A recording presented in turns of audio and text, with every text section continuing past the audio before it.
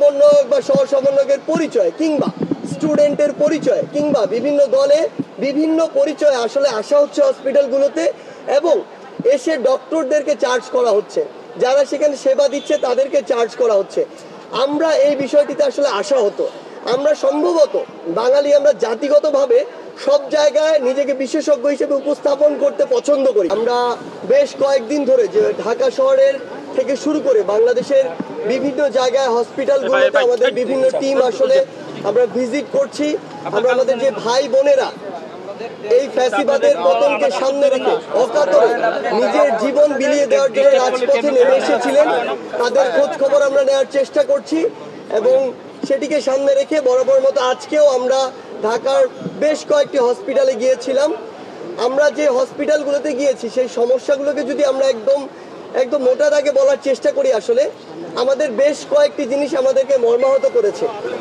আমরা যখন আমাদের ডক্টরদের সাথে কথা বলেছি, তাদের জায়গা থেকে যে মেসেজটি এসেছে যে সেই 18 তারিখ বলি, 19 তারিখ বলি কিংবা 4 তারিখ বা 5 তারিখ বলি, যেদিনই সংকট সর্বোচ্চ মাত্রায় গিয়েছে সেদিনই ডক্টররা তার নিজেদের ব্যক্তিগত কাজগুলো ভুলে গিয়ে সবাই যেখানে ওটি ছিল কিংবা যেখানে ইমার্জেন্সি ছিল সেখানে ছুটে গিয়েছেন এবং তারা তাদের জায়গা থেকে সর্বোচ্চটুকু দিয়ে চেষ্টা করেছেন বলেও আজকে আমরা হসপিটালগুলোর বেডগুলোতে আমাদের ভাইদেরকে ডে বাই ডে সুস্থ হতে দেখছি।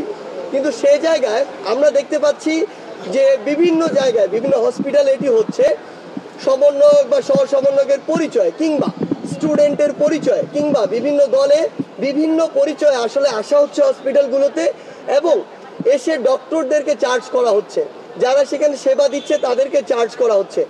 আমরা এই বিষয়টিতে আসলে আসা হতো, আমরা সম্ভবত বাঙালি, আমরা জাতিগতভাবে সব জায়গায় নিজেকে বিশেষজ্ঞ হিসেবে উপস্থাপন করতে পছন্দ করি।